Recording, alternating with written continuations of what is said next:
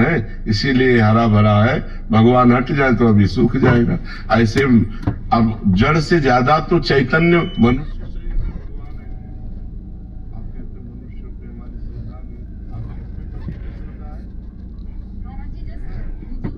उनको देख के दया आएगी। जैसे कोई बीमार उसके प्रति नहीं, अगर जीव के तब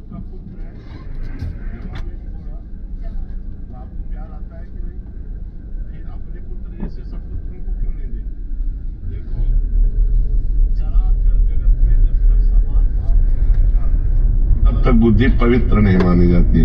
जैसे मेरा पुत्र, हम खवा पिया नहीं। जैसे आप कहते हो मनुष्य को खवाने में सुख नहीं मिलता, तो अपने बेटे को पवाने में सुख मिलता है, अपने पति को पवाने में सुख मिलता है, अपने सास ससुर को पवाने में सुख मिलता है। बस 3 प्रकार के ऐसे भाव रखो। जैसे हम अपने पति को प्राणेश्वर मान करके पूजा करते हैं, तो ऐसे बहुत सी स्त्रियां अपने पतियों को प्राणेश्वर मानकर पूजा करती हैं। सब में वही भगवान विराजमान है। जो हमारे बड़े हैं वो हमारे पिता तुल्य हैं, जो बराबर हैं वो हमारे भाई तुल्य हैं, जो हमारे छोटे हैं वो हमारे पुत्र तुल्य हैं। हमें कोई परेशानी नहीं, सब में भगवान का हम भाव करते हैं। पवित्र भाव करना है, किसी में भी भेद नहीं रखना। कुत्ते में भी भेद नहीं रखना, सुअर में भी भेद नहीं रखना, सब में भगवान विराजमान है। गीता जी में एक श्लोक है, विद्या विनय संपन्ने ब्राह्मणे गविहस्तनी सुनी चय सुपाके चा पंडिता संदर्शना। जो विद्या विनय संपन्न ब्राह्मण में, गाय में, कुत्ते में, चांडाल में, हाथी में एक ही परमात्मा को देखता है, वही असली में पंडित है, वही ज्ञानी है, वही सही देखता है। जो कुत्ते में, गाय में, हाथी में, चांडाल में और मनुष्य में, सब में एक ही परमात्मा को देखता है। तो और थोड़ा भाव पवित्र करो। जैसे उन्हें कोई घाव वगैरह कुछ भी हो जाए दुखी, तो महाराज जी अंतर आत्मा होती है। बिल्कुल हाँ, मनुष्य तो अपनी दवा करा सकता है, पशु दवा नहीं करा सकता। सबको चाहिए, अगर आप जैसे पशुओं का प्रेम सबके हृदय में हो जाए तो बहुत अच्छी बात, फिर मांस खाना बंद कर देंगे। क्योंकि लोग पशुओं की हत्या करके ही तो मांस खाते हैं। जैसे मुर्गा है वो अपनी जान बचाना चाहता है, बकरा है वो भी अपनी जान बचाना चाहता है, गाय भैंस पशु पक्षी सब। लेकिन मनुष्य इतना राक्षस हो रहा है, सबको काट काट करके खा रहा है। तो दया भाव तो पशु पक्षियों के प्रति भी होना चाहिए, और मनुष्य के प्रति विशेष आदर, क्योंकि भगवान की सृष्टि का सबसे श्रेष्ठ रचना मनुष्य है। 84 लाख योनियों में आखिरी रचना है ये मनुष्य शरीर, जिससे भगवत प्राप्ति होती है, और किसी योनि से भगवत प्राप्ति नहीं हो सकती। इसमें हम भजन करके, तपस्या करके भगवान को प्राप्त कर सकते हैं, और किसी योनि में ऐसी सामर्थ्य नहीं है। उपासना जी हरियाणा से। श्री हरिवंश महाराज जी, बाबा ये दुनिया बहुत रुलाती है, दिल भी बहुत दुखाती है, पर आपके आने से जैसे मुझे सब मिल गया हो। अब मुझे किसी का डर नहीं है, अब तो मुझे जिंदगी से भी डर नहीं लगता। मुझे पता है कि गुरुदेव सब संभाल लेंगे। महाराज जी अब नाम जप जो करते हैं, मैं जाप करते समय रोती हूँ, राधा रानी और कान्हा से सामने बैठ के रोती हूँ कि अपनी तकलीफ मतलब उनको बताती हूँ, फिर सहन करने का भी प्रयास करती हूँ, पर रोना कंट्रोल नहीं। वैसे कोई तकलीफ नहीं है। हमारे द्वारा किए हुए कर्म हमको भोगने पड़ रहे हैं, आनंद पूर्वक भोगना चाहिए। अगर चित्त को भगवान से जोड़ दो, हम बार बार अपना उदाहरण इसलिए देते हैं कि हम कहाँ खोजने जाएं किसी का उदाहरण, हम अपना उदाहरण देते हैं।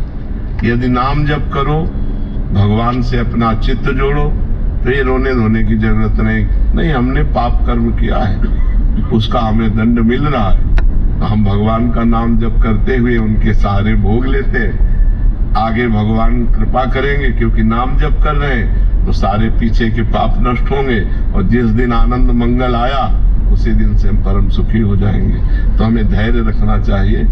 जैसे हम धैर्य पूर्वक रात काटते हैं, दिन आ ही जाता है, ऐसे ही दुख काटते हैं, सुख आ ही जाएगा। चिंता मत करो, प्रभु से रोने धोने की जरूरत नहीं। अगर प्रभु से मांगो तो एक बात मांगो कि आपको कभी भूलूं नहीं, आपका नाम कभी न छूटे, हमसे कभी पाप न हो, हमसे किसी को दुख न हो। भगवान मुझे ऐसा ज्ञान दो जिससे किसी को दुख न दूं, हम सबको सुख प्रदान करें, हम नाम जप करें, परोपकार करें। बस यही मांगो, अपने दुख की निवृत्ति मत मांगो। हमारा दुख तो हमारे कर्म के अनुसार भगवा के हट ही जाएगा, उसको मांगने की जरूरत क्या है। मधु जी गुरुग्राम से। श्री हरिवंश महाराज जी, जैसे एक बिलोटे के प्राणों का पोषण और रक्षा उसकी माँ बिल्ली ही करती है, उसी प्रकार है गुरुदेव स्वरूप लाडली जी, आपने ही कृपा करके हाथ थाम लिया, नहीं तो नरक में अपनी सीट पक्की करा चुके थे। महाराज जी इनका कहना है कि आपके इसी मुख से सुना है कि सहचरी भाव या किसी भी भाव प्रधान उपासना का मूल तत्सुख भाव है, परंतु हम अधम जीव तो आपकी प्राप्ति भी स्वसुख से प्राप्त मतलब प्रेरित होके कर रहे हैं कि हम निकुंज जाएंगे, अमुक सुख मिलेगा, दुख का लेश तक नहीं रहेगा। तो देखो तत्सुख और स्वसुख का अंतर समझो, किसका प्रश्न है? तत्सुख और स्वसुख का अंतर यह है, जो देह को लेकर के सुख मांगा जाता है वो स्वसुख है, और जो स्वरूप को लेकर मांगा जाता है वो तत्सुख है। ये देह वाला सुख तो है नहीं। देह वाला सुख कि हमें अच्छा भोजन मिल जाए, अच्छे कपड़े मिल जाए, अच्छा मकान मिल जाए, ये स्वसुख वांछा है। लेकिन मुझे भगवान मिल जाए, मैं निरंतर भगवान के चिंतन में रहूं, मैं भगवान की सेवा में रहूं, भगवान की लीला कथा सुनूं, भगवान के भक्तों का संग करूं, ये तत्सुख माना जाएगा, ये स्वसुख नहीं माना जाएगा। समझ रहे ना? हाँ। रुद्रेश मिश्र जी अयोध्या जी से, श्री हरिवंश महाराज जी, महाराज जी सबसे बड़ी पूजा क्या है? क्या सत्य ही सबसे बड़ी पूजा है? नाम जप, नाम जप सबसे बड़ी पूजा है। सत्य तो है, तो विराजमान है, सबके हृदय में विराजमान। क्या दुख जा रहा है क्या? सत्य स्वरूप परमात्मा सबके हृदय में विराजमान है, क्या दुख जा रहा है क्या? सत्य तो है, पर क्या सब सुखी हो रहे? क्या नहीं हो रहे? सत्य का चिंतन करना, सत्य का स्मरण करना, ये सबसे बड़ी पूजा है। अगर स्मरण नहीं है, सत्य है गीता जी, भगवान की वाणी है ना, तो अर्जुन जी को मिला क्या?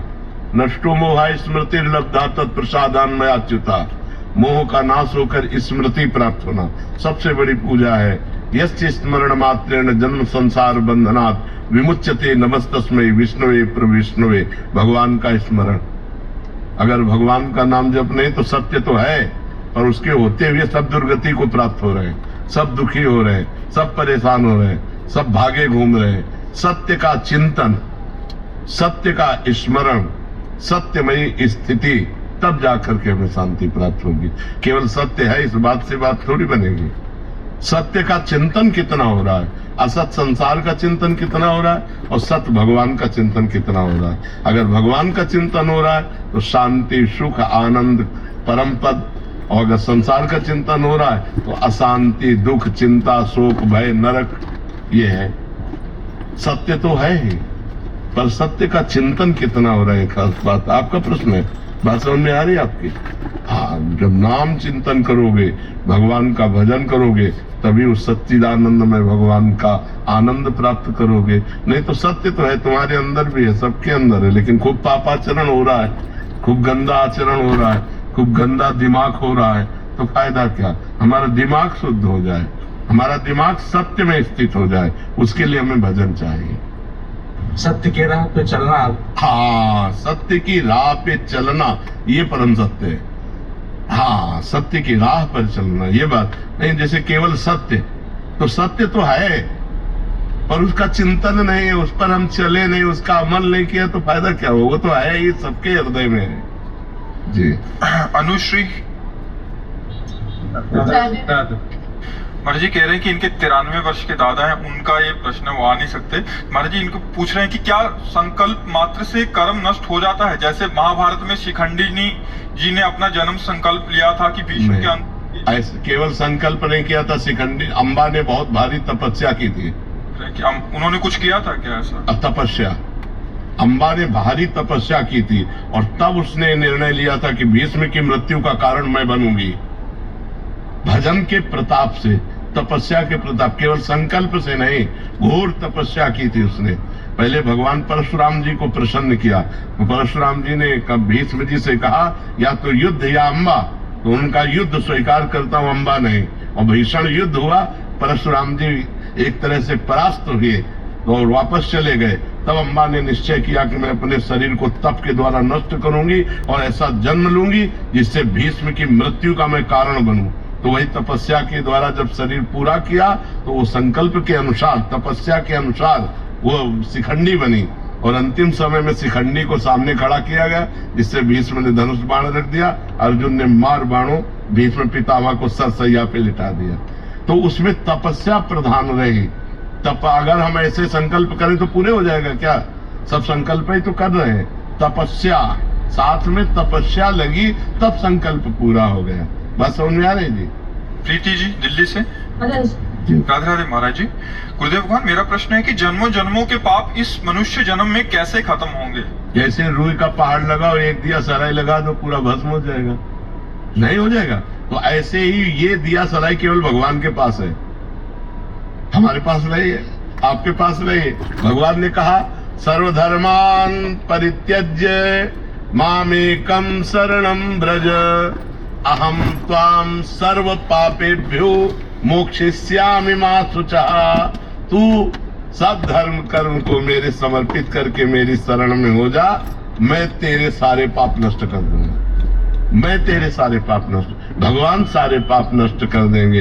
तो हमें भगवान का नाम जप करना चाहिए, भगवान का नाम कीर्तन करना चाहिए, भगवान की लीला कथा सुननी चाहिए, भगवान के भक्तों का संग करना चाहिए, सब में भगवान की भावना करके सेवा करनी चाहिए। हमारे सारे पाप भगवान नष्ट कर देंगे।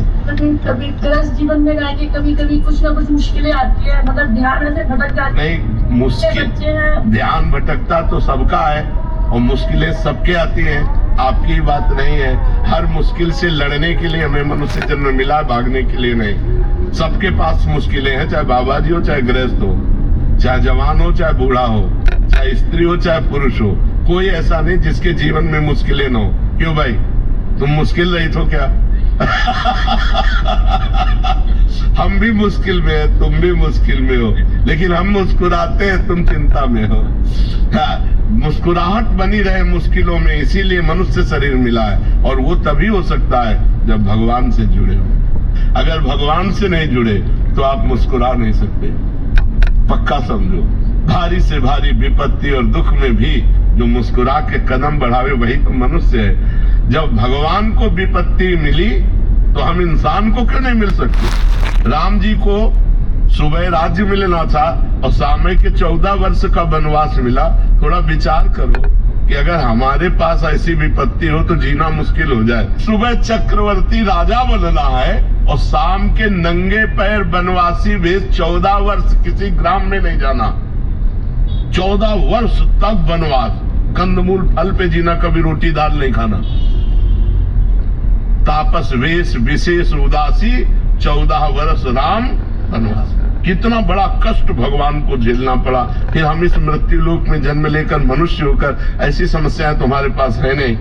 बहुत छोटी छोटी समस्याएं आती हैं, उन समस्याओं का समाधान हम विवेक के द्वारा कर सकते हैं, हम भजन के द्वारा कर सकते हैं। हर समस्या का समाधान भगवान है। अगर हम भगवान से जुड़े, भगवान का नाम जप करें तो हमारे अंदर ऐसी बुद्धि आएगी कि हम लड़ सकते हैं, हम जी सकते हैं, हम दुख में भी जी सकते हैं। तो यही कला आप भी सीख सकते हो। खूब नाम जप करो, भगवान से चित्त को जोड़ो। मरना तो है ही यार, एक दिन तो मरना ही है सबको। रो रो के क्या मरना है यार, आनंद पूर्वक। आज हमें दुख है तो मुस्कुरा के जीते, कल सुख आ जाएगा, अपने आप आ जाएगा। जैसे दिन है वैसे ही रात आई दुख, दिन आया सुख, ये क्रम चलता रहता है। दुख सदैव कोई दुखी नहीं रहता और सदैव कोई सुखी नहीं रहता। सब दिन हो तो ना एक समान, दिन बदलते रहते हैं। तो हमें चाहिए मुश्किलों में हम कमर कस ले कि हम मुश्किल आई है, अब मुझे भगवान का सहयोग लेकर इसे जीतना है, इससे हारना नहीं है। मनुष्य शरीर मिला है गलतियों को सुधारने के लिए और मुश्किलों को संभालने के लिए। हमारी जो मुश्किलें आए उनको हम विवेक के द्वारा संभालें, उनसे लड़ें, उस संघर्ष करें और संघर्ष में हम विजयी होंगे, क्योंकि भगवान का हम भजन करते हैं। और भगवान का भजन नहीं करते तब तो डूब जाओगे, फिर तो मुश्किलें चाट जाएंगी। अगर भगवान का भरोसा है और भगवान का भजन है तो बड़ी से बड़ी मुसीबत से भी निकल जाओगे, पक्की बात समझो।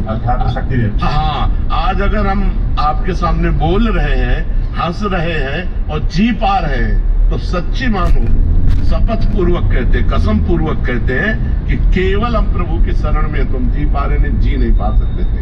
और हम मस्त रहते क्योंकि प्रभु की शरण में मरना तो एक दिन है ही यार, है? बिल्कुल मस्त रहना चाहिए। मनुष्य जीवन मस्ती के लिए मिला है। वो मस्ती तभी रहेगी जब भगवान से जुड़ोगे। अगर भगवान से नहीं जुड़े तो मस्त नहीं रह सकते। जितेंद्र कुमार जी यमुनानगर से। श्री हरिवंश महाराज जी। गुरुदेव भगवान, जब महाराज जी आपके सत्संग में इन्होंने सुना है कि जब आवास की यहाँ अव्यवस्था हो गई थी और पूरा आपको हर जगह से निकाल दिया गया, तो आपके मन में एक बार आया था कि चलो अभी काशी चलते हैं। तो फिर मतलब उस समय लाडली जी जो मदन मोहन वहाँ के आपको महाराज जी, वो महाराज जी कह रहे हैं कि इसे भगवत साक्षात्कार कहते हैं या भगवत साक्षात्कार मतलब नहीं, ये छुपा छुपी का खेल कहते हैं। भगवत साक्षात्कार ऐसे होता है, साक्षात प्रभु बैठे, मुझे पता है मेरे प्रभु है, प्रभु रूप में है, तो बात करो तो बालिका रूप में थे। जीवन में ऐसी 50 घटना घट चुकी जिनमें भगवान छुप छुप के खेलते हैं। ये छुप छुप के खेलना भगवत साक्षात्कार नहीं, पर ये भगवत साक्षात्कार की योग्यता है, भगवत साक्षात्कार की योग्यता है। पर भगवत साक्षात्कार ऐसा नहीं, श्री जी आएंगे तो श्री जी के रूप में आएंगे और साक्षात बात करेंगे। अभी वो बालिका के रूप में आई। श्री जी का जो स्वरूप है, जो सौंदर्य है, उसके लिए क्षमता भी तो चाहिए देखने की।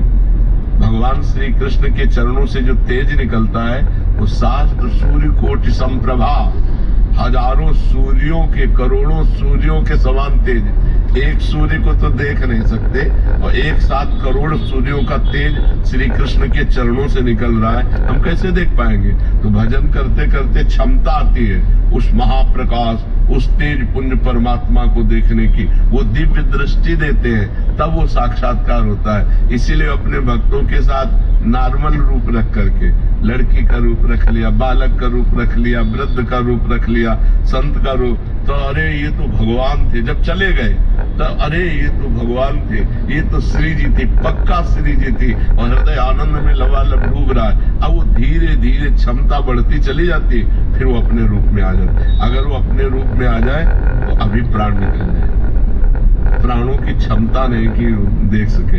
एक घटना है, श्री कृष्णदास जी वल्लभाचार्य जी के शिष्य, श्रीनाथ जी के अधिकारी थे, सेवा अधिकारी। तो सेवा के लिए आगरे जाया करते थे, सामग्री, बहुत सी सेवा सामग्री लेने, और अधिकारी थे, खूब ऐश्वर्य धन था। तो एक दिन गए तो देखा बहुत से लोग मंडलाकार घेरे हुए और नाच गाना हो रहा है। तो कौतुक में कि कौन नाच रहा है, तो देखा तो एक नवीन वैश्या बड़ी सुंदर और बड़े हाव भाव से नृत्य कर रही थी। कोई 5 का नोट, कोई 10 का नोट जैसे ऐसे दे तो वो नजदीक लेने आती थी। कृष्णदास जी ने उस पर दया की कि संसारी लोगों को रिझा रहे, अगर ठाकुर को रिझा ले तो इसका जीवन कृतकृत हो जाए। तो उन्होंने स्वर्ण मुद्रा निकाली। स्वर्ण मुद्रा देखी तो भागती चली आई और आकर के अपने जो अदब करती है, अदब उन्होंने स्वर्ण मुद्रा दिया और कहा अगर हमारे डेरे पे नाचने आ जाओ तो तुमको 100 मुद्राएं देंगे सर।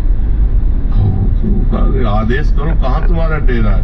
बोले ममुक जगह रुके हैं। तो अपने परिकर सहित गई तो उनका तुम्हें यहाँ नाचना नहीं, केवल हमसे बात करनी।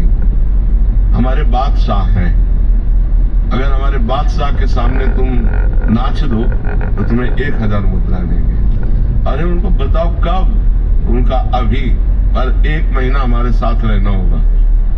तो उन्होंने जो उनके बजाने वाले थे उनको पर्याप्त मुद्राएं दी और वैश्या को लिया और आ गए। तो गिरिराज जी में जब ये हुआ कि कृष्णदास भंडारी जी, अधिकारी जी वैश्या को लेके आए तो सब गलत सोचने लगे। उन्होंने मानसी, गंगा, राधा कुंड सब जगह स्नान करवाया और उसको पद सिखाया, जो आचार्यों के पद है, और भाव भंगियां तो उसको आती ही थी। और एक दिन 1 महीने के बाद फिर ले गए, बोले आज अपने बादशाह के पास ले चल रहा हूँ। वैसे ही अदब से करना जैसे बादशाह से किया जाता है। श्रीनाथ जी गिरिराज जी में विराजमान थे, श्रीनाथ जी के सामने गए और देखो कहा क्या, आगरे से हम आपकी सेवा की वस्तु लाते हैं, इस बार ये सेवा की वस्तु लाए हैं, आप इसे स्वीकार करो। जे उसने जोहार करके प्रणाम करके पद गाया और नाचा। तो नाच करके जे भी ऐसे किया ते भी श्रीनाथ जी अपने रूप में, पर रूप देखा धड़ाम से गिरी, मर गए। कृष्णदास जी बोले काम हो गया, गई भगवान की भेंट, भगवान के पास गई। तो भगवान का रूप ऐसा है, सब कोई देख के सह जाए। दिन रात भजन करके कष्ट सहते हुए जब हृदय धीरे धीरे धीरे धीरे धीरे, तब भगवान दिव्य दृष्टि देते हैं। देखो अर्जुन पास रहते हैं, भगवान श्री कृष्ण के साथ खाते पीते हंसते मजाक करते हैं, लेकिन भगवान का स्वरूप जो है वो नहीं जानते। जब भगवान ने विराट स्वरूप दिखाने की बात कही तो दिव्य दृष्टि दी, मतलब अर्जुन श्री कृष्ण रूप देख रहे हैं, लेकिन भगवान का जो और रूप है विराट, उसके देखने के लिए भगवान ने दिव्य दृष्टि दी कि नहीं? गीता में स्पष्ट लिखा हुआ है। जबकि श्री कृष्ण रूप देखने के लिए दिव्य दृष्टि चाहिए। जो श्री कृष्ण रूप अर्जुन के सामने है उसे देखने के लिए हमको दिव्य दृष्टि चाहिए, और अर्जुन जी उसे देख रहे हैं ऐसे ही, और अब उनको विराट रूप की जब दृष्टि मिली तो कांप गए महाराज। अर्जुन कांप रहे, गीता में पढ़ के देख लो, थरथरा रहे भगवान की विराट रूप को देखकर। तो जो साक्षात्कार है वो दिव्य दृष्टि से होता है। इसीलिए भगवान अपने भक्तों के साथ लीला करते रहते, छुप छुप के किसी न किसी रूप में आकर उनको दुलार कर जाते, उनको प्यार कर जाते, और बाद में अनुभव कराते कि यार ये तो भगवान है। हम एक घटना तुम्हें बताते, गिरिराज जी में दंडोती परिक्रमा लगा रहे थे। आगे आगे गुरुदेव भगवान थे और पीछे हम थे, दंडोती परिक्रमा। तो प्रातः वही 4 बजे होंगे, तो गिरिराज जी में ऐसे मोटा करधनी पहने हुए और नीचे का बस ऐसे ए बाबा 1 रुपया दे दे। उन्होंने कहा इस समय बालक ब्रजवासी बालक है, कहीं आसपास गांव होगा, खेल रहे होंगे। गिरिराज ज्यादा विचार नहीं किया। उन्होंने कहा रुपया क्या है हमारे पास? बस ऐसे कमर में अंगूछा में से रुपया बांधे हुए थे, क्योंकि श्री जी साथ रहती है तो भोग लगाने के लिए केला है, फल है, कुछ न कुछ खरीदना होता था। अरे बाबा झूठ बोले बांधे। तो कहा यार इसको कैसे पता चल गया? अंगूछा खोला और उससे रुपया निकाला, उसको दिया, और वो ऐसे मुस्कुरा के चल दिए। अब हमारी दंडोती रुक गई। गुरुजी के पास गए, उनका महाराज जी एक बालक कैसे? बोले यहाँ बालक कैसे? यहाँ कोई आसपास गांव तो है नहीं। गिरिराज जी थे, वही लीला विनोद। अब पश्चाताप हुआ, यार गिरिराज जी थे और लपेट कर जाते, अगर ये हमें पता होता कि ठाकुर जी है तो गले। तो ये ऐसी छुपा छुपी सैकड़ों बार खेलते अपने जनों के साथ, पर वो साक्षात्कार नहीं माना जाता। साक्षात्कार माना जाता प्रभु प्रभु के रूप में आकर साक्षात दर्शन देते हैं। ऐसे छुपा छुपी के खेल तो बहुत खेलते हैं। जब पूरा जीवन भगवान को अर्पित है तो वो कहीं न कहीं किसी न किसी रूप में, जहां जहां मेरा भक्त चरण रखे वहां वहां रखूं हाथ, पीछे पीछे मैं फिरूं, कभी न छाड़ूं साथ। बिल्कुल ऐसे। और एक भक्त दीप महाराज जी थे, तो यहाँ वृंदावन में जो हम परिक्रमा लगा के आए तो यमुना किनारे बैठे हुए थे। तो उन्होंने, बड़े सिद्ध महापुरुष हैं, उन्होंने कहा कि बाबा तुम्हें श्री कृष्ण के दर्शन हुए? तो कहा नहीं महाराज जी। बोले नहीं हुए? गिरिराज जी की परिक्रमा में तुम्हें नहीं हुए? तुमका वो 1 बालक रुपया का ऐसा अनुभव तो हमको भी हुआ कि प्रभु है, पर अरे बोले प्रभु ही थे। अब उनको किसने बात बताई? अपने आप, मतलब जो ही हम दंडोती लगा के आए और उनसे मिले तो पहले ही वो हमें बात।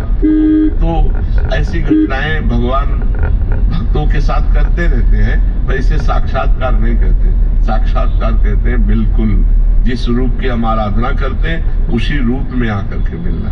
वो अगर उस समय कृपा करे और हमको जनादे सोई जाने जो जनाई तो नहीं, जब वो छुप के आएंगे तो नहीं जनाएंगे।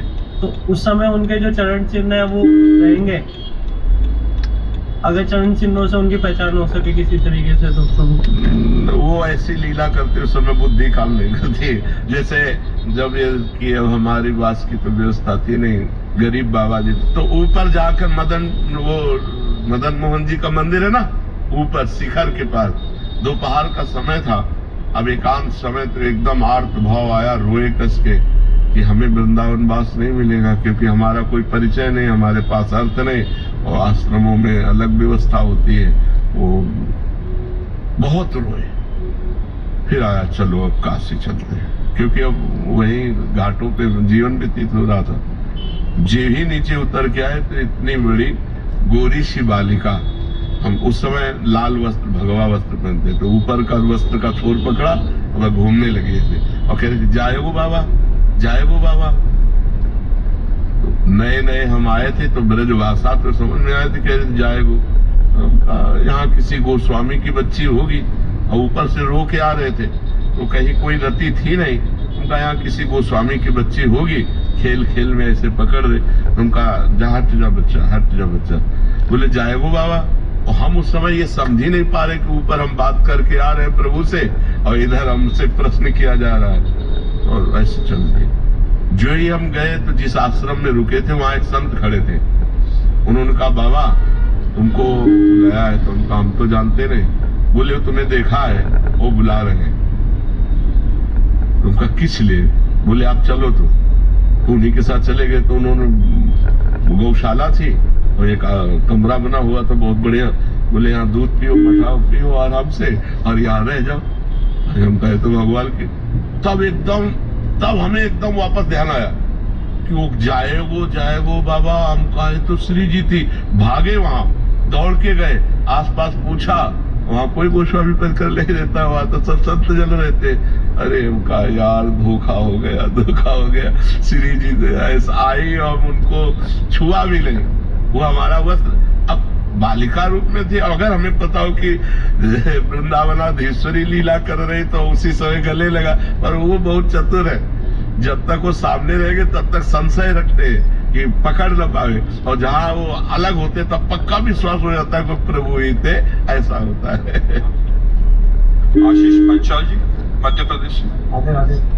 राधे राधे महाराज जी। महाराज जी आप कह रहे हैं कि क्या निष्काम भाव से की गई भक्ति से ही भगवत प्राप्ति होती है? क्योंकि मेरी तो इस अदम की तो सारी कामनाएं श्री जी पूरी कर रही हैं, तो ऐसे में भगवत प्राप्ति तो हो जाएगी महाराज जी। सभी कामनाएं अपने आप पूर्ण हो रही हैं। वैसे कामनाएं पूर्ण होना श्री जी की कृपा का फल नहीं है। कामना ही ना होना ये श्री जी की कृपा का फल है। कामनाएं पूर्ण होती है पुण्य से। किसका? आपका प्रश्न है, आपका प्रश्न है। हाँ, कल कामनाएं जब ना पूर्ण होगी तब तुम्हें लगेगा श्री जी नाराज होंगे। कामनाएं पूर्ण होना श्री जी की कृपा का फल नहीं है, ये पुण्यों का है। तुम्हारे पूर्व के पुण्य इस समय फलीभूत हो रहे हैं। तुम जो चाहोगे वो काम सफल हो जाएगा, और जब पाप का नंबर आएगा तब जो चाहोगे उसके विपरीत होगा, चाहे 1000 माला रोज करते हो। हमारी बात को गंभीरता से समझना। इसलिए कह रहा हूं कि कल तुम्हारा अविश्वास ना हो जाए। आज तुम्हारे पुण्यों के फल से तुम्हारी कामनाओं की पूर्ति हो रही। श्री जी जब कृपा करेंगे और उनकी कृपा फलीभूत होगी तो तुम्हारे हृदय में चाह ही मिट जाएगी। कृपा का फल होता है अचाह हो जाना। अब जो ही प्यारो करे सोई मोहे। अच्छा है, सब कुछ अच्छा है। जैसे श्री जी चलावे, मेरी कोई चाह नहीं रह गई। ये कृपा है। चाह होना कभी कृपा नहीं है। कृपा का वास्तविक स्वरूप है अचाह हो जाना। गोस्वामी तुलसीदास जी लिखते हैं, जाहि न चाहिए कबहु कछु, तुम सन सहज सनेह, बसहु निरंतर तासुर सोराउर निज गेह। जिसको कभी कुछ नहीं चाहिए, प्रभु से भी उसके हृदय में भगवान निवास करते हैं। तो हमारी जो चाह है पूर्ण हो रही है, अच्छा है। हर्षित मत हो, कल नहीं पूर्ण होगी। आप तो साधारण भक्त हैं, अवतारी भक्त। महाराज धर्मराज युधिष्ठिर, अगर इंद्रप्रस्थ का राज्य मिलता है तो 12 वर्ष का वनवास और 1 वर्ष का अज्ञातवास भी मिलता है। बड़ा विचित्र खेल है। जब भगवान के अवतार के समय की बात है, जब भगवान यहाँ प्रकट में थे, वैसे तो भगवान सर्वत्र है, लेकिन उस समय श्री कृष्ण रूप में प्रकट थे। उन महापुरुषों को कितना कष्ट भोगना पड़ा। क्या उनके ऊपर श्री कृष्ण कृपा नहीं थी क्या? विचार करना। तो आज हमारी अनुकूलताओं की पूर्ति होती है, हम जो चाहते हैं वो मिल जाता है। ये भगवान की कृपा नहीं है, ये हमारे पुण्यों का फल है। क्योंकि कल आज जैसे भक्ति है तो और बढ़ेगी भक्ति, लेकिन कल समस्या आ जाएगी। तब आपको लगेगा क्या भगवान की कृपा हम पर नहीं? भगवान की कृपा पहले भी थी और अब भी है। अब आपके पाप का नंबर चल पड़ा है तो आपको भोगना पड़ेगा। जैसे हमारे शरीर पे अब पाप का क्रम लग गया, अब उसको भुगताना है। अब डायलिसिस ये वो कितनी परेशानियां। तो कल तुम्हें जब भोगना पड़ेगा तब तुम्हें अविश्वास हो जाएगा भगवान से कि यार कल तक तो बहुत कृपा थी, जो सोचते थे हो जाता था, आज ऐसा क्यों हो रहा है? इसलिए हम सांसारिक लाभ को भगवान की कृपा से न तोलें, अपनी इच्छाओं की पूर्ति को भगवान की कृपा से न तोलें। ये पुण्य और पाप के फल से दुख और सुख आता रहता है। सुख और दुख में समान भाव होना ये कृपा है। कोई चाह न रह जाना ये कृपा है। भारी दुख की परिस्थिति है फिर भी हृदय कह रहा बड़ी कृपा है, भगवान बहुत कृपालु है, हम पर बड़ी कृपा, ये कृपा है। कामनाओं की पूर्ति में तो सब कृपा का अनुभव करेंगे, लेकिन विपत्ति और दुख में कृपा का अनुभव करे सो भक्त। नहीं बात समझ पा रहे आप? साध्वी अमृतानंद त्यागी जी, राधे राधे महाराज जी। महाराज जी, एक सच्चे भक्त के लक्षण कैसे होने चाहिए? संसार के प्रति कैसा व्यवहार होना चाहिए? परमात्मा से अनन्यता कैसे प्राप्त हो? सत्य भक्त के लक्षण है, पहला लक्षण, सबसे पहला लक्षण गुरु पादाश्रया, से सदगुरुदेव भगवान के चरणों का आश्रय। दूसरा लक्षण उनकी आज्ञा का अक्षरशः पालन करना। तीसरा लक्षण सहनशील, दुख सुख में, मान अपमान में, निंदा स्तुति में समान। चौथा लक्षण सबके प्रति करुणा का भाव रखना, तितिक्षा और कारुणिका, दयावान, सब भूतों में एक ही परमात्मा को देखना। अपने मान सम्मान प्रतिष्ठा को न मानना, दूसरों को मान सम्मान देना, निरंतर भगवान के चिंतन में डूबे रहना। प्रभु के सिवा इस संसार में कोई है ही नहीं और सब प्रभु हैं और मैं उनका सेवक हूँ। सो अनन्य गति जाके असमत न टरे हनुमंत, मैं सेवक सचराचर रूप स्वामी भगवंत। चराचर सिय राम में सब जग जानी, करो प्रणाम जोरि जुग पानी। ऐसा जो है वो भक्त है जहाँ काम क्रोध मद मान न मोहा, लोभ न क्षोभ राग नहीं द्रोहा, जिनके कपट दंभ नहीं माया, तिनके हृदय बसो रघुराया। ऐसे जो भक्त हैं जिनके हृदय में काम क्रोध लोभ मोह मद मत्सर ईर्ष्या द्वेष नहीं है, कपट दंभ नहीं है, हे भगवान ऐसे भक्तों के हृदय में आप निवास करो। जननी सम जानहि पर नारी, धन पराय बिसते बिस भारी, जिन्हीं राम तुम प्राण प्यारे, इनके मन शुभ सदन तुम्हारे। जो दूसरी स्त्रियों को अपनी माँ के समान पवित्र भाव से देखते हैं, जो दूसरे के धन को विष के समान समझते हैं, और हे राम जो आपको प्राण प्यारे हैं, जो आपको प्राणों से भी अधिक प्यार करते हैं, आप उनको प्यार करते हैं, ऐसे भक्तों के हृदय में, ऐसे भक्तों के मन में आप निवास करें। तो भगवान के भक्तों के वैसे तो अनंत लक्षण है, क्योंकि अनंत भगवान में जब चित्त जुड़ गया तो अनंत महिमा प्रकाशित हो जाती है। पर प्रधान लक्षण है तदर्पिता अखिलाचारिता तद्विस्मरणेन परम व्याकुलते। वो आचरण जो शास्त्र सम्मत है, पाप आचरण जिनसे बिल्कुल नहीं होते, और जो भागवतिक आचरण होते हैं वो भगवान को समर्पित करते रहते हैं और निरंतर भगवान के चिंतन में डूबे रहते हैं, ये भक्त का लक्षण। और सब में परमात्मा देख करके उसमें दास्य भाव रखना, ये अनन्य परमात्मा की भक्ति है। और क्या पूछा था? जी संसार के प्रति कैसा व्यवहार होना चाहिए? भागवतिक व्यवहार। जैसे वो अपनी माँ से बात करेगा तो उसमें भगवान को देखकर, नाते नेह राम के मनियत, सुहृद सुसेव्य जहां लो। जितने भी सुहृद हैं, सुसेव्य हैं, सब में भगवान, पिता को भगवान के समान, माता को भगवान के समान, पत्नी में वो भगवान को देख रहा है, पुत्र में भगवान को देख रहा है, और सबसे व्यवहार सम कर रहा है। सम भगवान का भाव रख करके, भगवान का भाव रख करके सबसे व्यवहार कर रहा है। उसको कोई गाली दे तो उसको कोई हानि नहीं होगी, और उसका कोई स्तुति करे, प्रशंसा करे, उसको कोई लाभ नहीं होगा। वो परमात्मा स्वरूप में स्थित उसका व्यवहार समता से युक्त होता है, ममता से युक्त नहीं होता। ममता तो भगवान के चरणों में होती है, समता सब संसार में होती है। तो व्यवहार उसका समता से युक्त होता है। समझ पाए जी। रचना कौर जी पंजाब से। वाहिगुरु जी का खालसा वाहिगुरु जी की फतेह। महाराज जी, गुरु ग्रंथ साहिब में लिखा है, जब हम होते तब तू नाही, अब तू ही मैं नाही। और कबीर तू करता तू हुआ, मुझ में रहा ना हूँ, जब आपा पर का मिट गया जत देखूं तत। कई बार सत्संग में हमने कहा, किसका प्रश्न है?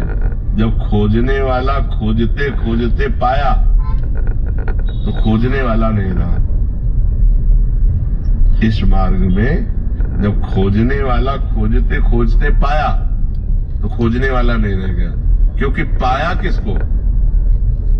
जो खोज रहा था, जब उसने पाया तो किसको पाया? अपने मैं को पाया। तो खोजने वाला खत्म हो गया। खोजने वाला कोई और नहीं है, वही है। जैसे घट घट में राम रमा है, तो यहाँ भी तो वही है। जो मैं शरीर को लेकर है, ये खत्म हो। इस अवस्था को मैं प्राप्त करना चाहती हूँ। खूब नाम जप करो, खूब वाहेगुरु की कृपा मनाओ, और खूब वाहेगुरु वाहेगुरु वाहेगुरु नाम जप करो। संसार का चिंतन छूट जाए, हमारा चिंतन निरंतर प्रभु का हो। देखो, उन्हीं प्रभु का नाम वाहेगुरु है, उन्हीं प्रभु को अपने अपने भाव से पुकारते हैं। ईश्वर तो एक ही है, पुकार अलग अलग नामों से है। कोई उर्दू भाषा में पुकार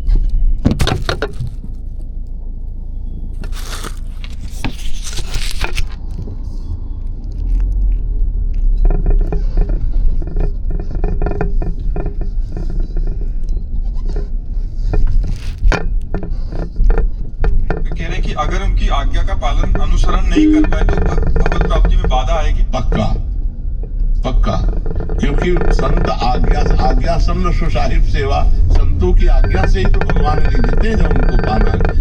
ऐसे भगवान का किसी से वैर है क्या? सम्मम प्रिय सम्मम हो जाए, सब भगवान के प्यारे, सब लाडीले भगवान के पुत्र हैं, लेकिन जो भगवान की प्राप्ति के लिए भगवान के प्रेमी जनों की उपासना करता है, भक्त उपासना करता है, भगवत साक्षात्कार होता ही है भक्त कृपा से। देखो विभीषण जी इतने दिन से लंका में रह रहे थे, कभी भगवान के न दर्शन की इच्छा हुई और न कभी भगवान के दर्शन किए, लेकिन जो ही हनुमान जी के दर्शन हुए तो विधान बन गया और भगवान के दर्शन भी हुए और भगवान की शरण में गए। भगवान की कृपा का अनुभव तभी होता है जब संत दर्शन होते हैं। अब मोहि भा भरोसा हनुमंता, बिनु हरि कृपा मिले नहीं संता, जो प्रभु मोहि अनुग्रह कीना तो तुम आई दरस हटि दीना। हनुमान जी का दर्शन ही राम जी की शरणागति है। जे ही दर्शन हुआ, संयोग बना, उसने लात मारा रावण ने।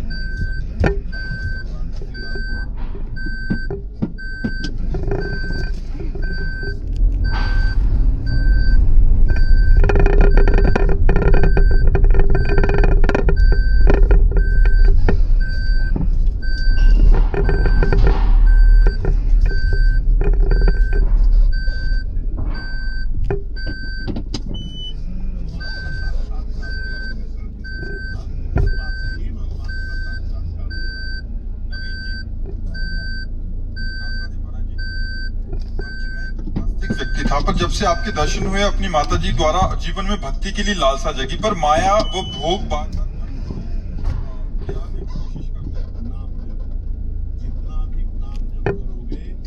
उतने तुम्हारे को अध्यात्म बल प्राप्त होगा और उतना ही तुम विकारों से बच पाओगे। अगर नाम जप नहीं है तो वाचिक ज्ञान से